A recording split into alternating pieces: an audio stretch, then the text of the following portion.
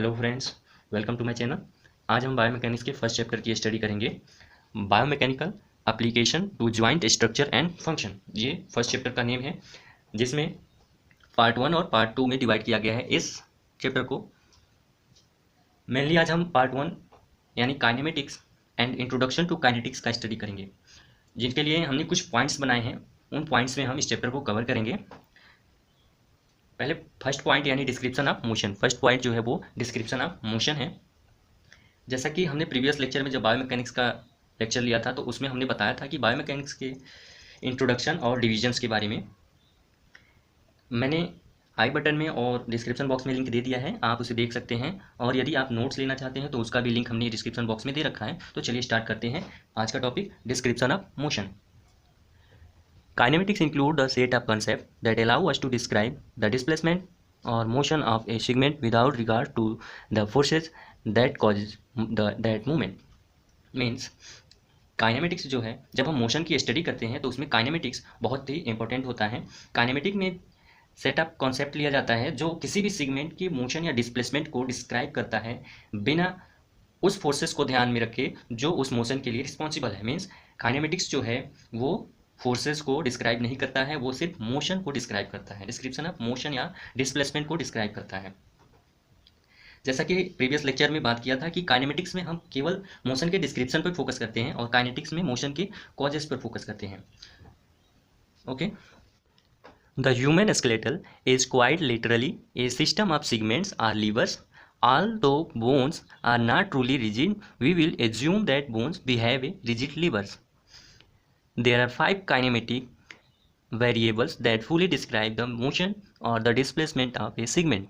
ये जो human skeletal है वो क्वाइट लिटरली होता है और ये सेगमेंट का एक सिस्टम है। किसका सिस्टम है? ये एक सेगमेंट का जो है एक सिस्टम है, यानी लीवर का सिस्टम है।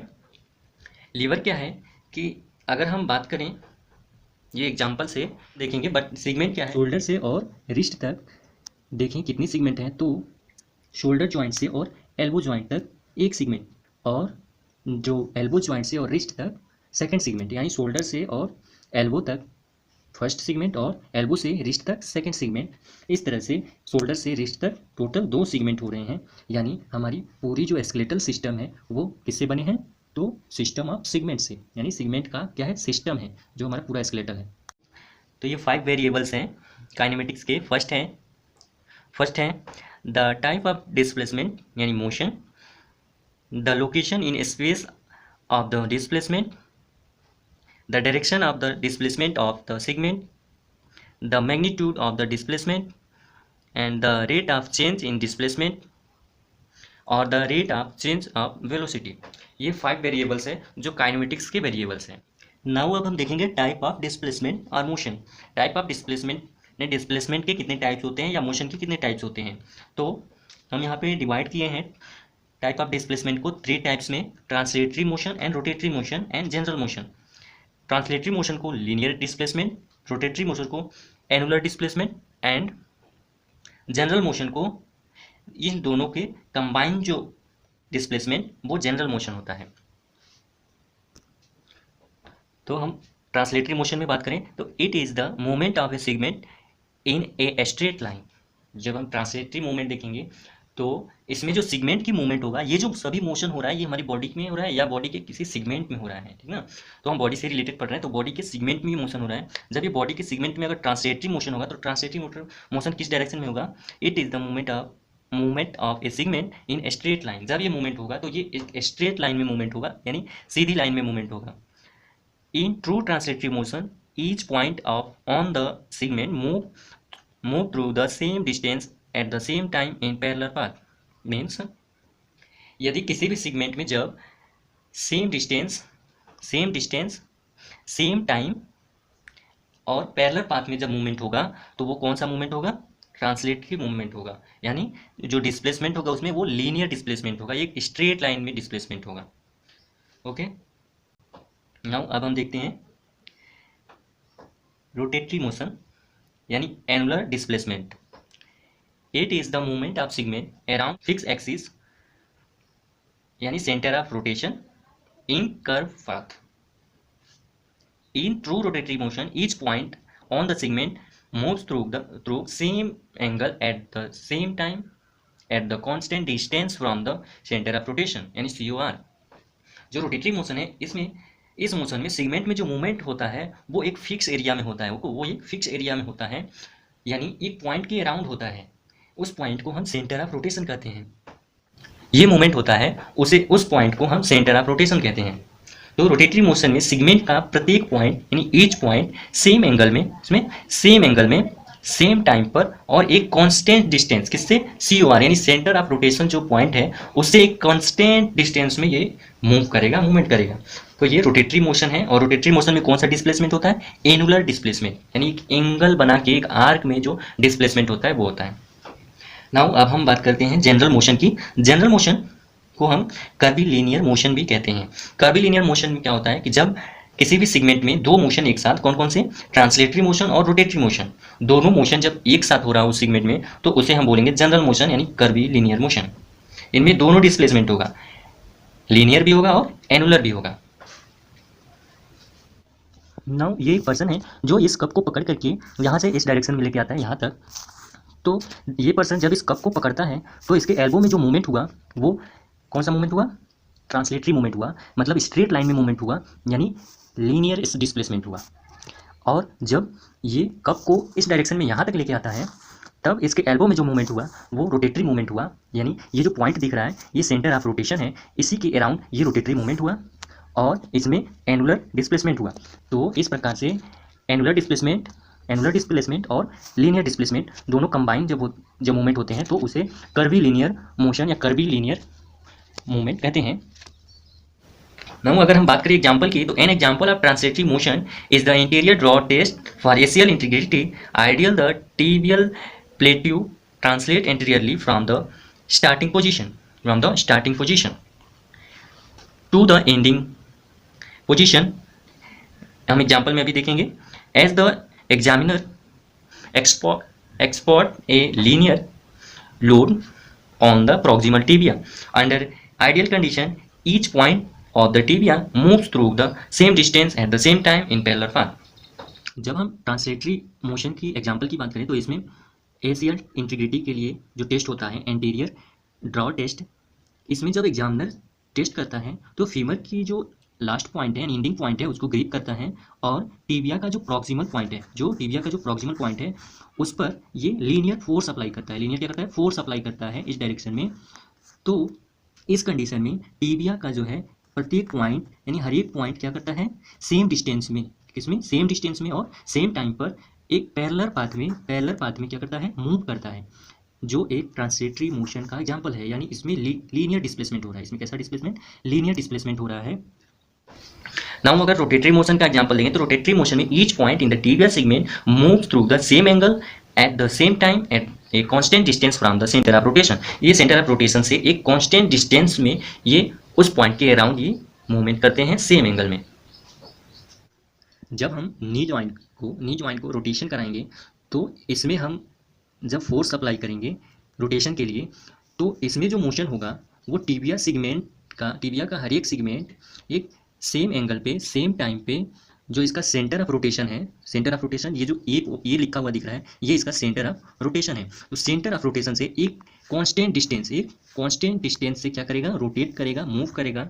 तो जब ये कांस्टेंट डिस्टेंस से मूव करेगा अपने सेंटर ऑफ रोटेशन से तो ये क्या कहलाएगा, रोटेटरी मूवमेंट। नाउ सेकेंड जो हमारा पॉइंट था वो था location of displacement in space. Means हम डिस्प्लेसमेंट का लोकेशन देखेंगे। पहले तो हमने डिस्प्लेसमेंट देख लिया, इस सेगमेंट में कौन कौन सा डिस्प्लेसमेंट होगा, या लीनियर डिस्प्लेसमेंट होगा, या एनुलर, या कर्वीलिनियर, या दोनों, यानी दोनों लीनियर या एनुलर। तो उसको हम बोलते हैं क्या, जनरल मोशन में जो डिस्प्लेसमेंट हो रहा है उसका लोकेशन क्या होगा वो हम बात करेंगे। तो इसके लिए सबसे पहले हमें एक्सिस और प्लेन के बारे में जानना होगा। तो देखते हैं द प्लेन क्या है। The plane is the imaginary flat surface on which the movement occurs. Means plane क्या है, एक इमेजिनरी फ्लैट सरफेस है जिस पर ऑब्जेक्ट के मूवमेंट होते हैं, जिस पर ऑब्जेक्ट या बॉडी के क्या होते हैं, मूवमेंट होते हैं। एक फ्लैट सरफेस ये है, एक फ्लैट सरफेस है। इसी सरफेस पे क्या होगा, बॉडी की जितनी भी मूवमेंट है वो एक फ्लैट सरफेस पे होती है। तो प्लेन को 3 पार्ट में डिवाइड किया गया है, सजाइटल प्लेन, फ्रंटल प्लेन और transverse plane. Sagittal plane divides the body into left and right halves. जो सजाइटल प्लेन है वो बॉडी को राइट और लेफ्ट पार्ट में डिवाइड कर देता है। और इस प्लेन की मूवमेंट जब हम देखेंगे तो इस प्लेन की मूवमेंट होती है फॉरवर्ड एंड बैकवर्ड, मीन्स आगे की तरफ और पीछे की तरफ इसकी मूवमेंट होती है। अगर पूरी बॉडी में इसकी मूवमेंट देखें तो दिस मूवमेंट यानी फॉरवर्ड एंड बैकवर्ड की जो मूवमेंट है वो सच एज फ्रंट और बैक फ्लिप्स, यानी जब हम फ्रंट या बैक फ्लिप्स करते हैं तो जो मूवमेंट होता है वो किसके अराउंड होता है, किस सरफेस पे होता है, तो वो एक इमेजिनरी फ्लैट सरफेस है जिसका नाम है सजाइटल प्लेन। सजाइटल प्लेन में अगर हम सिगमेंटल के थ्रू देखें, यानी सिगमेंट में कैसे मूवमेंट होगा, तो उसमें मेनली देखेंगे फ्लेक्शन होगा, एक्सटेंशन होगा और हाइपर एक्सटेंशन होगा, डॉर्सीफ्लेक्शन होगा और प्लांटर फ्लेक्शन होगा। ये जो डॉर्सीफ्लेक्शन और प्लांटर फ्लेक्शन है ये एंकल का मूवमेंट है। तो ये सभी जो मूवमेंट है सिगमेंट में होते हैं और ये जो मूवमेंट है वो सजाइटल प्लेन पे होगा। किस पे? सजाइटल प्लेन पे होगा। This is a sagittal plane, this is a sagittal plane जो बॉडी को राइट हाफ और लेफ्ट हाफ में बॉडी को डिवाइड करता है, ठीक ना। तो सजाइटल प्लेन बॉडी को 2 पार्ट में राइट और लेफ्ट पार्ट में डिवाइड करता है। नाउ अब हम देखते हैं फ्रंटल प्लेन के बारे में। Frontal plane divides the body into front and back halves. जो फ्रंटल प्लेन है वो बॉडी को बैक और फ्रंट में डिवाइड कर देता है।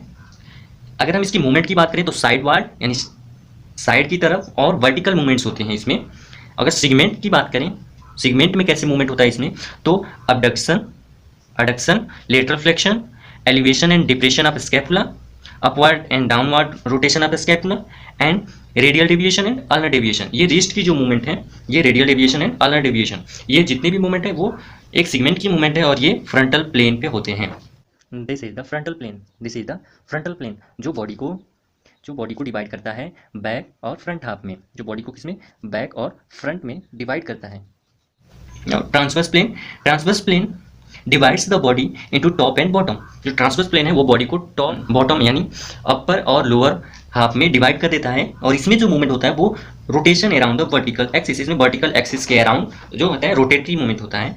जैसे सिगमेंट की अगर बात करें तो सिगमेंट में जो मूवमेंट होता है वो medial rotation, lateral rotation, left and right rotation of the trunk, neck and head, supination four arm का, प्रोनेशन फोर आर्म का, horizontal abduction and horizontal adduction. ये जो मूवमेंट है ये सिगमेंट की मूवमेंट है और किस प्लेन में होता है, ट्रांसवर्स प्लेन में होता है। This is the transverse plane. Transverse plane body को डिवाइड करता है टॉप और बॉटम में, यानी बॉडी को 2 पार्ट में डिवाइड करता है, ऊपर और नीचे, यानी टॉप और बॉटम में डिवाइड करता है। कौन सा? Transverse plane. नाउ अब हम बात करेंगे एक्सिस। एक्सिस क्या है? तो axis is the imaginary line around which the body parts moves.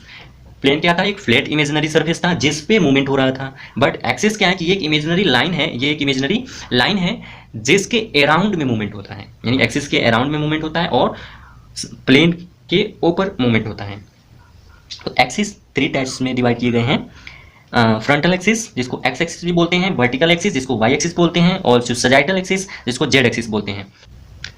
और जो एक्सिस का ओरिजिन है, the axis origin of X axis, Y axis and Z axis, ये 3 एक्सिस है। ये जो है ओरिजिन होते हैं कहाँ से? सेंटर ऑफ मास से। जो बॉडी का सेंटर ऑफ मास है वहाँ से ये जनरेट यानी ओरिजिन होते हैं। तो बॉडी का सेंटर ऑफ मास क्या है? जहाँ पे बॉडी का मास सेंटर होता है वो उस पॉइंट को हम सेंटर ऑफ मास कहते हैं। यानी हमारी बॉडी में जो सेंटर ऑफ मास है वो H2 सिगमेंट है। क्या है? H2 segment. और एक्यूरेट लोकेशन देखें तो H2 सिगमेंट के एंटीरियरली जो स्पाइनल कॉर्ड का ये जो सेक्ट्रल का ये जो सिगमेंट है H2, इसके एंटीरियरली हमारी जो बॉडी का जो मास होता है वो सेंटर होता है। तो उसी पॉइंट को हम सेंटर ऑफ मास कहते हैं। तो सेंटर ऑफ मास से ये ओरिजिन होते हैं ये 3 एक्सिस। तो फ्रंटल एक्सिस क्या करता है? ये बॉडी के साइड टू साइड पास होता है। ओके, दिस एक्सिस इज, और एक्सिस और प्लेन में जो एक कॉमन जो रिलेशन होता है वो axis is perpendicular to the plane. Axis क्या होता है? ये हमेशा प्लेन के परपेंडिकुलर होता है। जैसे ये प्लेन है एक फ्लैट सरफेस, तो ये एक्सिस है उस पर परपेंडिकुलर, यानी हमेशा 90 डिग्री का एंगल पे ये एक्सिस प्लेन पे होता है, हमेशा परपेंडिकुलर होता है एक दूसरे के। तो ये एक कॉमन रिलेशन है। तो दिस एक्सिस यानी frontal axis perpendicular to sagittal plane, sagittal plane पे ये परपेंडिकुलर होता है फ्रंटल एक्सिस यानी एक्स एक्सिस। और वाई एक्सिस की बात करें तो ये बॉडी ये बॉडी के टॉप से बॉटम की तरफ पास होता है, यानी ऊपर से नीचे की तरफ आता है। ये वर्टिकल एक्सिस यानी वाई एक्सिस, और ये जो होता है ये ट्रांसवर्स प्लेन के परपेंडिकुलर होता है, ट्रांसवर्स प्लेन के परपेंडिकुलर होता है। नाउ सजाइटल एक्सिस यानी जेड एक्सिस, ये फ्रंट टू बैक पास होता है, बॉडी के फ्रंट से बैक की ओर पास होता है ये axis. This axis is perpendicular to the frontal plane, ये फ्रंटल प्लेन पे परपेंडिकुलर होता है। नाउ अब हम मूवमेंट देखते हैं कि कौन सी प्लेन की मूवमेंट किस एक्सिस के अराउंड होगा। तो movements in the frontal plane take place around the sagittal axis. जो मूवमेंट है किसके फ्रंटल प्लेन पे जो मूवमेंट होगा वो किस एक्सिस के अराउंड होगा, सजाइटल एक्सिस के अराउंड होगा। और जो ट्रांसवर्स प्लेन की मूवमेंट है वो वर्टिकल एक्सिस के अराउंड होगा, और जो सजाइटल प्लेन की मूवमेंट है वो फ्रंटल एक्सिस के अराउंड होगा। यानी प्लेन की जो मूवमेंट है, प्लेन पर जो मूवमेंट होती है वो एक पर्टिकुलर एक्सिस के अराउंड हुई होती है। ये जो डायग्राम दिख रहा है ये हमारी बॉडी का एनाटॉमिकल पोजीशन है। इसमें जो 3 लाइन्स ये दिख रहे हैं ये इमेजिनरी लाइन यानी एक्सिस हैं, 3 एक्सिस हैं, जिसमें फर्स्ट ये जो इमेजिनरी लाइन दिख रहा है ये एक्स एक्सिस है, जो बॉडी के एक साइड से दूसरी साइड की ओर पास हो रहा है। और ये वाला जो इमेजिनरी लाइन दिख रहा है ये वाई एक्सिस है, जो बॉडी के टॉप से बॉटम की ओर पास हो रहा है। और नाउ ये वाला जो इमेजिनरी लाइन है ये जेड एक्सिस है, जो फ्रंट से बैक की तरफ पास हो रहा है। तो ये बॉडी के 3 एक्सिस हैं। नाउ अब हम बात करेंगे डिग्री ऑफ फ्रीडम की। डिग्री ऑफ फ्रीडम क्या है कि an unconstrained segment can either rotate और translate around each of the 3 axis which result in 6 potential option for motion of that segment. Means जब किसी भी सेगमेंट को जब हम मूवमेंट कराते हैं तो वो या तो ट्रांसलेटरी मूवमेंट करेगा या रोटेटरी मूवमेंट करेगा अराउंड द 3 एक्सिस, किसी भी 3 एक्सिस के अराउंड वो ये मूवमेंट करेगा, जिसके रिजल्ट में हमें उस सेगमेंट के मोशन के 6 पोटेंशियल ऑप्शन मिल जाते हैं। 6 पोटेंशियल ऑप्शन मिल जाते हैं कि इस सेगमेंट में 6 टाइप्स के क्या हो जाएंगे, मूवमेंट यानी मोशन हो सकते हैं। तो यहाँ पे जो सेगमेंट में मूवमेंट का जो ऑप्शन मिलता है उसी ऑप्शन को ही हम डिग्री ऑफ फ्रीडम कहते हैं। जैसे अगर मान लें एग्जाम्पल की बात करें तो अगर हमने एल्बो को फ्लेक्स करना है तो सबसे पहले एल्बो में हमने ट्रांसलेटरी मोशन किया यानी लीनियर डिस्प्लेसमेंट हुआ, और देन उसके बाद से हमने इसको फ्लेक्स किया तो उसमें एनुलर मूवमेंट हुआ यानी एनुलर डिस्प्लेसमेंट यानी रोटेटरी मूवमेंट हुआ। तो यहाँ पे जो एल्बो जॉइंट की जो डिग्री ऑफ फ्रीडम है वो 2 पोटेंशियल ऑप्शन है यानी 2 डिग्री ऑफ फ्रीडम है। ओके, नाउ अब हम बात करते हैं डायरेक्शन ऑफ डिस्प्लेसमेंट की, यानी जो डिस्प्लेसमेंट होगा वो किस डायरेक्शन में होगा। अभी तक हमने देखा था क्या क्या, डिस्प्लेसमेंट देख लिया, उसके बाद से हमने लोकेशन देख लिया उसका, अब उसका डायरेक्शन देखेंगे। The direction of movement of a segment around an axis can be described as occurring in a clockwise or counterclockwise direction, generally assign negative and positive sign respectively the direction। तो किसी भी segment की हम movement की बात करें तो उसकी जो डायरेक्शन है वो एक्सिस के अराउंड यदि क्लॉकवाइज होगा, जैसे ये 3 एक्सिस है, ये एक्स एक्सिस है, ये वाई एक्सिस है और ये जेड एक्सिस है। तो अगर मूवमेंट एक्स एक्सिस के सामने यानी क्लॉकवाइज मूवमेंट हो रहा है तो वो हो जाएगा पॉजिटिव डिस्प्लेसमेंट। क्या हो जाएगा, पॉजिटिव डिस्प्लेसमेंट। ओके, और यदि एक्स एक्सिस के पीछे यानी काउंटर क्लॉकवाइज यानी एंटी क्लॉकवाइज मूवमेंट हो रहा है तो उसको हम बोलेंगे निगेटिव डिस्प्लेसमेंट। ओके, तो अगर काउंटर क्लॉकवाइज होगा तो निगेटिव डिस्प्लेसमेंट होगा और क्लॉकवाइज होगा तो वो पॉजिटिव डिस्प्लेसमेंट होगा। तो ये डिस्प्लेसमेंट का डायरेक्शन है कि अगर एक्स एक्सिस के क्लॉकवाइज एक्स एक्सिस के सामने अगर मूवमेंट करेंगे तो पॉजिटिव, और एक्स एक्सिस के पीछे यानी बैकवर्ड यानी एंटी क्लॉकवाइज मूवमेंट करें तो वो निगेटिव डिस्प्लेसमेंट होगा। किसी भी एक्सिस के या वाई एक्सिस की मान लें तो वाई एक्सिस के अगर सामने करेंगे तो वो पॉजिटिव डिस्प्लेसमेंट और बैकवर्ड करेंगे तो वो निगेटिव डिस्प्लेसमेंट। तो इस तरह से हम क्या करते हैं, डिस्प्लेसमेंट की डायरेक्शन को डिस्क्राइब करते हैं। नाउ अब हम बात कर लेते हैं मैग्नीट्यूड ऑफ डिस्प्लेसमेंट की।